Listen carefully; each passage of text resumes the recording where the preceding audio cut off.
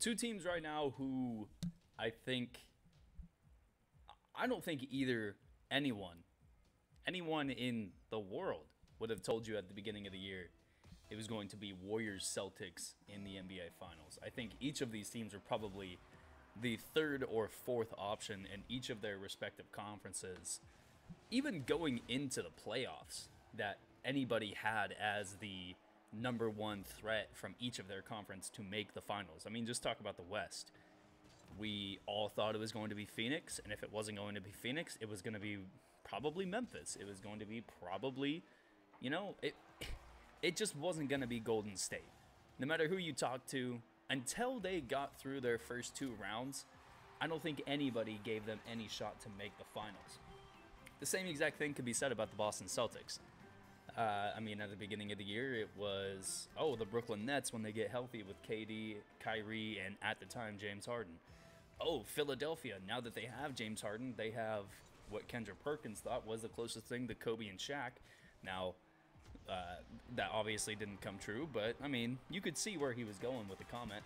The Milwaukee Bucks, just coming off of an NBA Finals championship themselves, obviously they're the number one threat in their conference until they are dethroned. Even the Miami Heat, I think, up until they lost last night, I think a lot of people were thinking, man, the Miami Heat are just going to make the fucking finals again, huh? But now we have it. We have Boston. We have Golden State. And listen, this is probably one of the best matchups that we could have gotten. And there's a lot of things that play with it. First off, with Golden State, this is their chance to establish that this is our second championship window.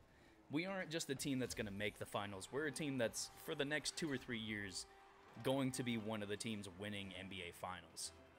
Is it going to be the next 3 years straight? I don't know. It could be. That's how good this team has gotten again. And for the Boston Celtics, this is history. The Boston Celtics are as NBA can get in terms of the history of the league. The Boston Celtics have always been there. Most championships, I guess second most championships in NBA history, behind the Lakers. And now they have a chance to tie LA again. But here's the thing for both of these teams. I think there's a lot of pros and there's a lot of cons to each of these teams. Let's go ahead and start with the Warriors. I'll start with the bad. I'll say that, up until this point, who has Golden State faced? They faced Dallas, they faced Memphis, and in the first round, who did they face in the first round? I don't even remember who they faced in the first round. Either way,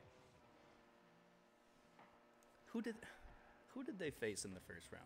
I'm not gonna keep going until I figure this out. Hold on. Denver. That's how unforgettable that Denver team was. But my point is continued with this, is that up until this point, they have not had to face a team like Boston. And what I mean by that is they've had to face good offenses with Dallas and with Memphis. They've had to face good defenses. I think Memphis is a decent defense. And through the regular season, they face some decent defenses as well. But I don't think there's an offensive and defensive combo between the big men, between the wings, between the guard. I think Boston really knows what they want to do. And Golden State, up to this point, has not faced a team that not only knows what they want to do, but they know how to be efficient at what they want to do. Dallas knew what they wanted to do against Golden State. They just weren't efficient. I don't know if Memphis really knew what they wanted to do against Golden State. They did some things efficiently, but I think that's still a young team that's figuring it out. And Denver, they didn't have their full roster, so they couldn't do anything that they wanted to do. But Boston knows exactly what they want to do. It wants to be led offensively by Marcus Smart at the point guard, and he wants to get guys like Jason Tatum and Jaylen Brown open. Using the big men between Horford, between Williams, both Williams. And when Derek White is in there as well, he does some really good things for them, and he did some really good things for Boston yesterday against Miami Heat. The good thing for Golden State, obviously, the experience. There's no team in this playoffs. There were no teams in this playoffs out of the 16, include the 20 teams, including, the play-in teams. There was no team that could ever come close to matching the experience of this Golden State Warriors team at all. In terms of just championship experience, there's nobody. It's a team that it's not new, but it's a new championship window.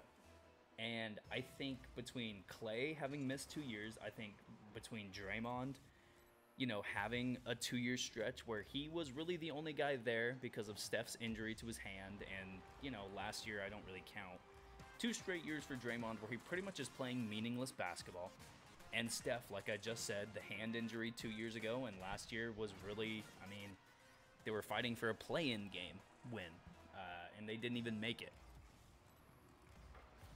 You add those 3 guys together, and then you add guys that have been there, between Kevon Looney, between Andre Iguodala. You add young guys who are not only just stepping up into being good starters for this team. Andrew Wiggins was an all-star starter this year. The case could be made he shouldn't have been starting, but there's no case to be made that he was not an all-star this year. Jordan Poole came on and became one of the best players on this team from a scoring standpoint late in this year. Jonathan Kuminga, Moses Moody, everybody that plays a part for this team plays it efficiently and it plays it well. Now, the only other thing that I could say might be bad for Golden State, and this is something that is good and bad. They've had rest, but they also might be a little rusty in the first couple of games. This leads into my first point with Boston, is I don't think the point of, this team just came off of a grueling 7-game series. I think to some extent that can be true. I think to some extent if your players are injured, that could be true. But Boston doesn't look like the team that's just fighting off injury after injury. Even though earlier in the playoffs and earlier even in their series with Miami, you had guys like Marcus Smart, you had guys like Robert Williams. I think Al Horford missed a game as well. I think to this point they're relatively healthy. I think the same could be said about Golden State. But I think the whole 7-game series thing is a little bit overblown because I'd rather take the team that is in their own flow and has more experience in the year up to this point. Flat out, they've just played more games than Golden State. The math is just there. They've played more games than Golden State. It's not a lot more games, but they've just played more games than Golden State. And I think they've faced teams during this playoff run that, especially their first 2 teams, sweeping Brooklyn, taking care of the Milwaukee Bucks in 7 games, 6 games, and then taking care of the Miami Heat, especially winning that last game in Miami, staving off an incredible comeback by Jimmy Butler and the Heat in those last 3 minutes last night. I think Boston's seen a lot this year.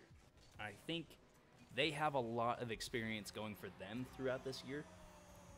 And I think the good thing for sure for them is they know what their 7 or 8 men rotation is. At the most, it's 8 guys. It's Peyton Pritchard if you need him to be in the lineup, which I don't know how much he's going to play this series because you're going to be asking him to chase guys like Jordan Poole or Steph Curry or Klay Thompson, or even in, somewhat limited, he's probably not going to be playing much this series, at least late in the series. But Boston still knows there's 7-man rotation. It's Marcus, it's Jalen, it's Jason, it's Al, it's Robert Williams, it's Grant Williams, and Derek White off the bench. Bam. Those are the 7. I think Golden State can go 9. If they really wanted to, they could go 9. Between Steph, Clay, Draymond, Wiggins, and Looney in the starting lineup, then off the bench, if you need them, if you need bodies, it's Kuminga, it's Moody, but you also have guys like Poole. You also have guys like Otto Porter. You have guys that are, if Iguodala comes back, if he's healthy, he can play a role and be a part of a rotation in the finals. He's proved that time in and time out. So who has the ultimate advantage? Honestly, it's weird because Boston should match up well with this team, right? You have the defensive player of the year in Marcus Smart, plays the same position as Steph Curry. That should be you know, one of the most important matchups of the series. You have Klay Thompson probably going against Jaylen Brown. That's one of the most important matchups of the series. So who defends Jason Tatum? We just had a series with Andrew Wiggins where he proved he could defend Luka Doncic to some extent. He's not going to stop somebody like a Luka Doncic, but he could defend a Luka Doncic. But what is he going to do against a more explosive guy and a guy who's probably more established in his game, like Jason Tatum? This is a big moment for Jason Tatum. We've seen Jason Tatum in some moments during this playoffs and throughout his playoff career where he comes up with a couple of duds. I'm not going to say like he's a terrible playoff performer, but he has had moments where it doesn't look great for Tatum.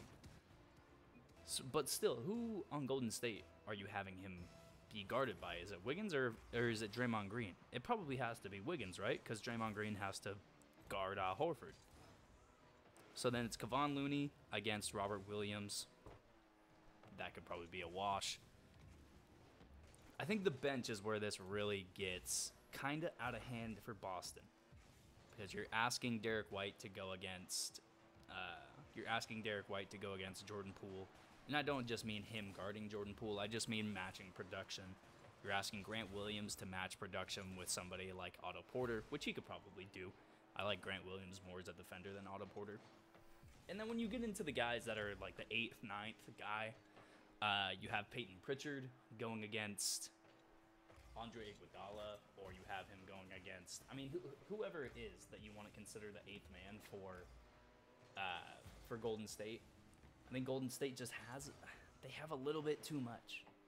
I think they just have a little bit too much. And if Gary Payton II comes back as well, that's something that is going to be huge as well from a defensive standpoint for Golden State. All in all, I see Golden State winning this game, winning this series, honestly in 5 or 6. I think their home court advantage is one that's matched by nobody in the league. I think their star players, you know, this is going to be a tough series for Marcus Smart, because if he's doing the flopping shit and he's doing the shit where, you know, it's a little bit, you know, he just doesn't need to be doing certain things. Look, he's the defensive player of the year. He's a really good player, and offensively he's developed into a great passer, a great floor general, and a great point guard in general. He is a really good point guard. But if he's doing the shit, the Marcus Smart shit, where you look at it and you go, Marcus Smart, why are you doing this right now? Golden State's going to wash this team out in 5 or 6 games, because Steph Curry is that lethal. And he's too experienced at this point, where this is where Golden State has wanted to get back to for 3 years now. And I don't think they're going to just let the moment get away from them. I think they're going to take full advantage of the moment, get their 4th ring, probably get this Boston Celtics team up out of here in 5 or 6 games. And we'll see Boston in Cancun.